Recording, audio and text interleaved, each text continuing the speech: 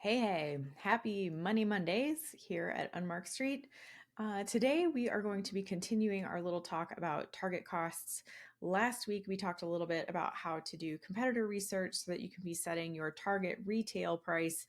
And if you're a product manager at a brand, that is usually your responsibility to make sure that you are telling your team what it is that you plan to sell a garment for so that you're setting yourself up for success against your competitors. Today is probably going to be quite a short little video because the next step in this is setting your target cost for your factory based on your target retail price. Now, there are lots of different formulas that can go into this. If you're looking for a spreadsheet that can do the work for you, if you want an Excel sheet that will do all the math and math for you, you can go to thebusinessofapparel.com. We have tools and templates for you. That's definitely something you can check out in our shop if you're interested. However, I'm going to give you like a little bit of a cheat code today, like up, up, down, down, left, right, whatever it's going to be. And today, you really need to understand that is if you have a target retail price, so you know that you want to sell your garment for X amount of dollars, I want you to just divide that target retail price by 5 and give that target cost to your factory. So super simple math here. Let's just say that you want to sell your garment for $100. You know that your customer is going to go ahead and buy it for $100 all day long, no problem. You want to ask your factory for a $20 cost. Now, what that's usually going to do is give you a pretty healthy wholesale margin. And again, what we're trying to do here is give you room in your margin percentages so that you have a healthy direct to consumer margin, 65% or higher, so that you also have room to go sell wholesale if and when that time comes for your brand. You don't want to be changing all of your pricing, increasing costs, changing up what's happening to your customer's life, what they're experiencing inside your brand, because you've decided to add wholesale as an element to your brand's sales method. That's not something you want them to experience, and you want to start thinking about those things up front, right? So I was watching a documentary last night on Netflix, and it was very interesting where people we're talking a lot about how product creators, especially in the fashion industry, very few of us actually think about the end of life of our product and what happens after we sell it to our consumers.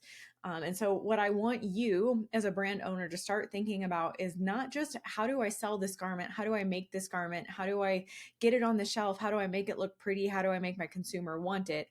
I want you to also start to think about what is the end of life of that garment? What is the full cycle of that garment? How are we recycling that garment? How are we upcycling that garment? Is it made of the kind of materials that we could actually put into the ground and it would biodegrade?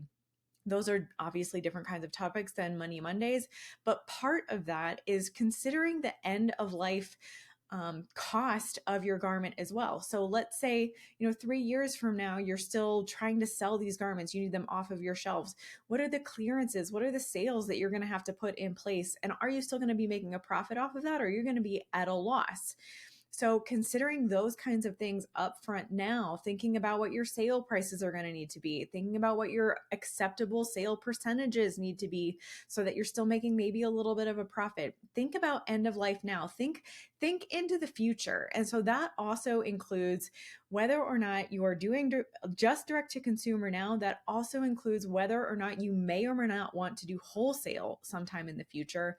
And so I want you to be having a very, very healthy direct to consumer margin on your books so that if you do decide to do wholesale sometime into the future, you are kind of foolproofing that for yourself. You're not going to have to change everything about your entire sales model, your entire business model, your entire costing model.